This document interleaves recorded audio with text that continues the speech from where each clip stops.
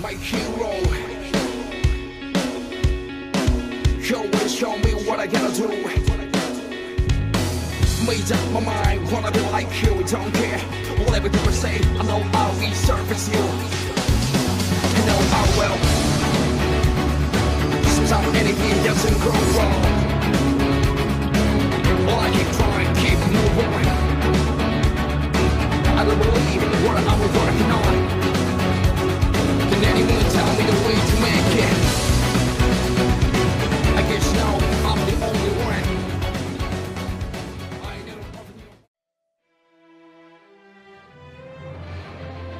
Hello, my fledgling heroes and heinous villains.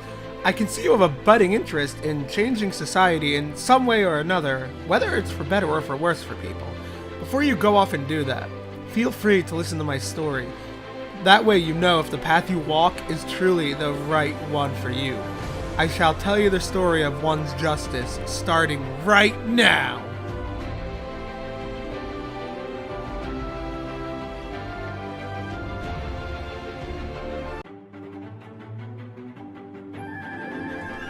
So right out of the gate, we're actually going to talk about one of my biggest complaints with one's justice right now. The story of this game is the story of the anime or manga, which in games like this, aka any game ever based off of an anime or book series, yada yada yada, I am super 50-50 on. I would much prefer them to take the time to write an original story for the game, even more so as I did see all the anime leading up to the game's release, so this whole game was pretty much a massive flashback for me. A flashback that was honestly more poorly written than the series itself, not doing it the justice it deserves. I will give you the general pretense of my hero though, like the actual anime, in case you're unfamiliar. The protagonist is Izuku Midoriya, also known as Deku. He's a quirkless boy around 15. Quirks are the superpowers in this series. Over 80% of the world has a quirk. He is one of the few who does not have one. One day he meets a hero who tells him he can too be a hero, just as he dreams to be. In fact, the one who tells him this is actually his role model and best hero in the world, All Might. After this, he is bequeathed a quirk.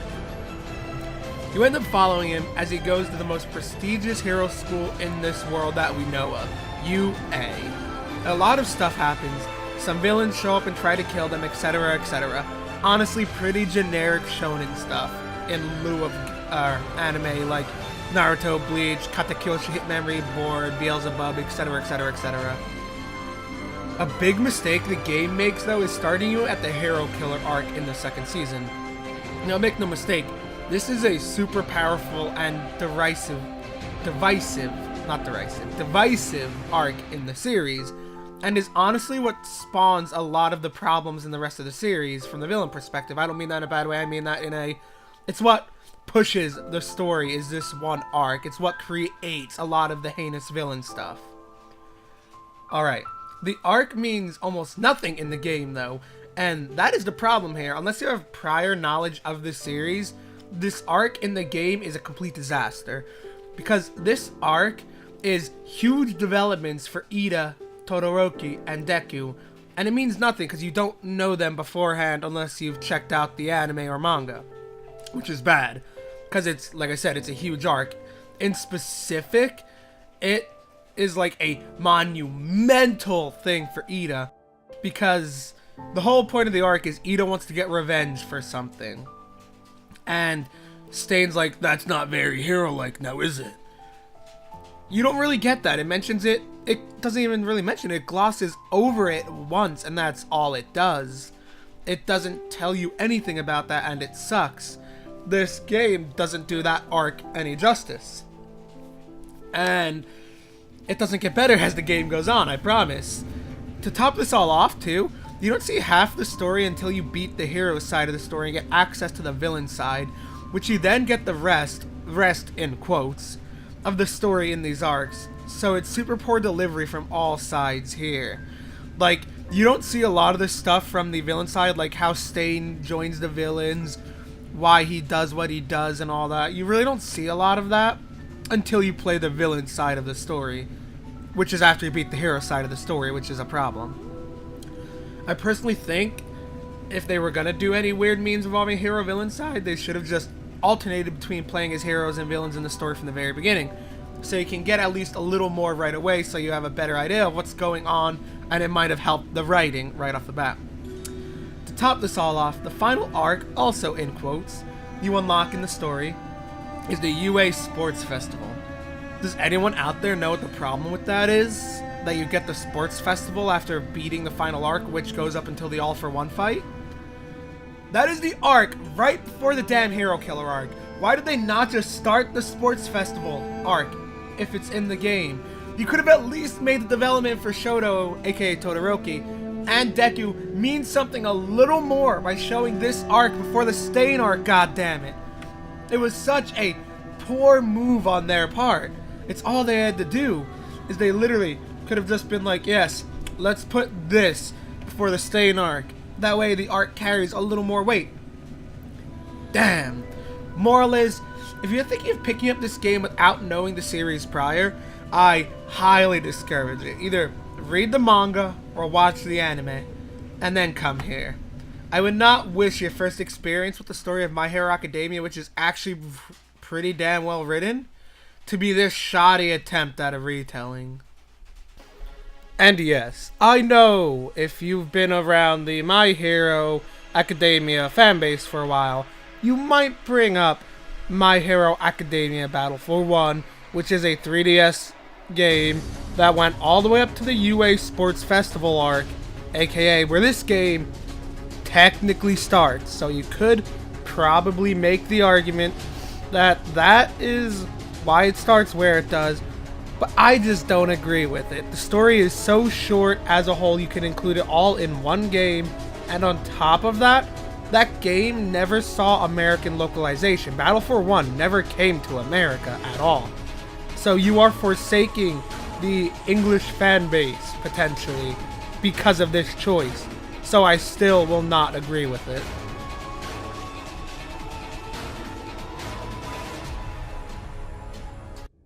Alright, now since we fully got the biggest complaint out of the way, we can actually discuss the next topic, that being how the game actually plays. It is, in my opinion, of course, a better playing version of the Naruto Storm and JoJo brawlers we've gotten recently. If you like punching dudes in style, this game's for you.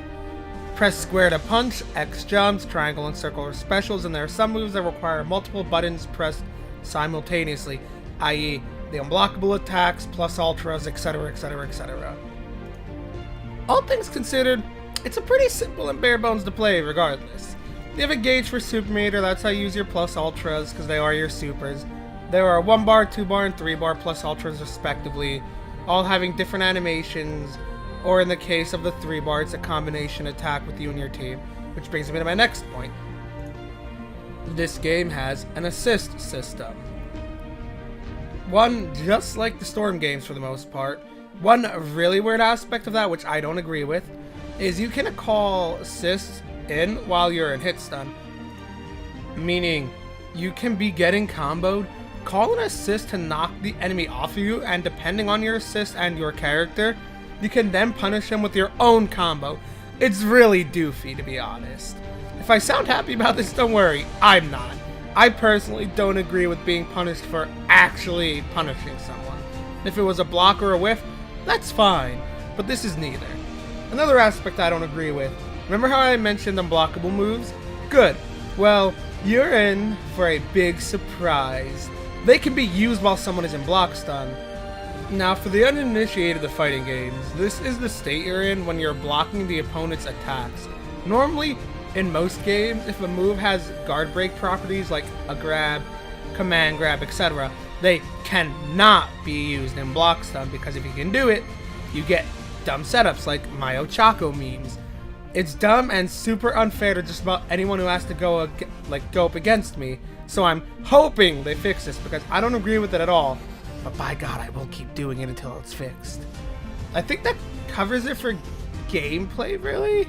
So next up, we'll discuss the roster of the game. Normally, I probably wouldn't go over the roster, but given that this is a game based off of an anime, you know, My Hero, There are people who I'm sure who want to play this game just to be their favorite heroes or villains, and some of those aren't included, so I'm going to go over this. You have all the main students from Class A, like Deku, Kacchan, Ida, Shoto, Ochako, etc. Yeah, you even have some of the minor characters like Jiro and Kaminari, which is pretty rad. Kirishima's there as well and all that. Teacher-wise, you have Aizawa, All Might, and that might be it right now. Unless you buy the Endeavor pack, but he's obviously not a teacher, he's a pro hero, but you know what I mean. Villains, you have the main three of the League of Villains, that being Tomura, Dabi, and Toga. There's All For One, there's Stain, and I think that's it for the villains, unless there's a way to unlock Nomu, because you can fight against him in the game, but I don't think he's a character, as weird as that sounds. We also have 2 DLC currently out, which I mentioned one earlier, that being Endeavor. We also have Deku Shoot Style, which I won't touch on exactly what it is, because of kind of spoilers from Season 3 past where the game covers, but it's pretty rad. And as I said, Endeavor, whom I don't currently have, so yeah, I don't know what he's like. I know I've personally had the most fun with Ochako, Kacchan, and Shoto, but naturally you might like others, so feel free to experiment around and bitch at them for not having all of Class A, or anyone from Class B, or any of the other villains like Spinner, Magna, or Magna, is that how it's pronounced? Magna, Manji, Magna, you know who I mean, etc, etc, etc. Now, the soundtrack is actually another really polarizing topic for me, because I do innately like the One's Justice soundtrack. The problem is they could have just used the anime soundtrack, which I personally find to be a better soundtrack all around than One's Justice. So, yay them for making new music, nay for it not being as good as the music from the anime, which is probably the music I'll be using on this review. You'll probably be hearing music from the anime the whole time. A newer concept for me to bring up is the content of a game. I usually don't talk about how much content the game has, but I should probably start doing it. So, this is going to be about the generalized content of My Hero Academia. Let's start with the mission mode. This is a mode with 6 maps to clear as far as I know, unless there's more that unlock. You get to pick 3 characters of your choice on each map, and it has a level up system, so like a level 1 through whatever. I'm going to guess 99, but I haven't gotten there yet to be sure. I'm not too sure what level influences though. I'm thinking maybe max health and attack power? Either way, it's a pretty bare bones concept. You go in, there's some missions that have different conditions on them, beat up the opposition, move on to the next. You get weird things like maybe increased defense for the enemy, everyone gets higher attack, everyone's assist charge faster, you can't dash, you can't block, that type of stuff. Boom, that's mission mode in a nutshell. It also has a score attack mode there, if score attack is your cup of tea. Next mode is arcade. This is the more classic fighting game mode here we're talking about, and it's just like other arcade modes.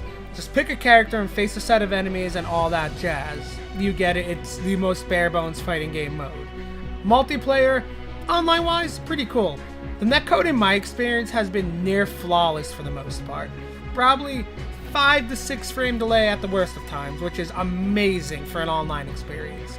So I've been able to poop on kids with my Ochako with relative ease. Been sending a lot of kids to the moon. You can customize the characters in this game, if only to some small degree, which I find pretty cool. Kinda wish they would have went a little bit further.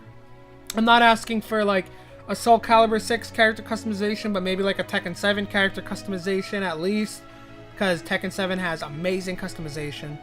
Either way, you can unlock parts by buying them with in-game money, like unlocking them in mission mode, or fulfilling conditions in story mode, whether it's get S ranks or hidden conditions, that type of stuff.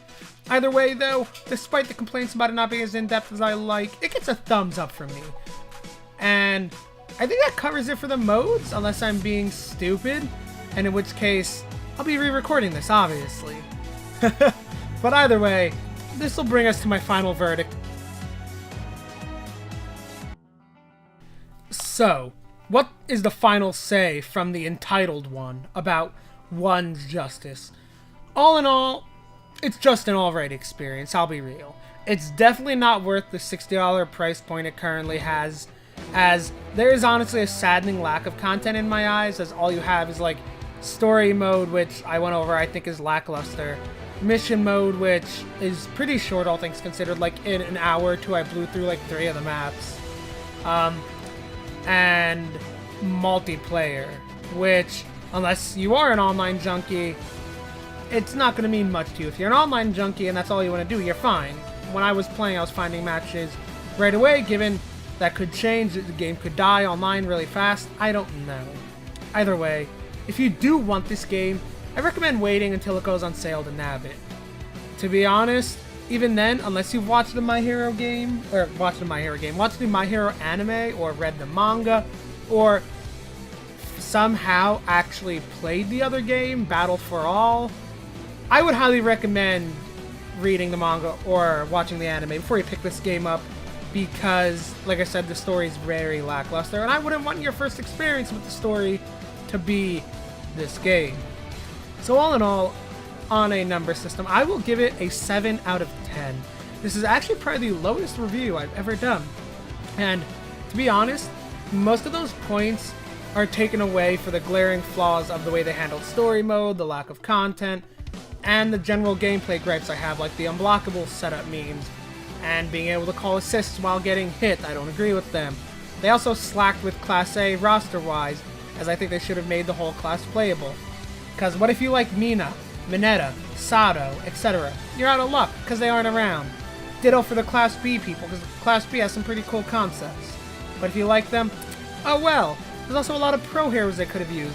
Whether like Mount Lady, or my mind is blanking on pro heroes. Kamui Woods, I think was his name. Could have done so much with goofy stuff like that. Either way, I digress. Those are my thoughts on it. Until next time, remember my Whompers, stay entitled.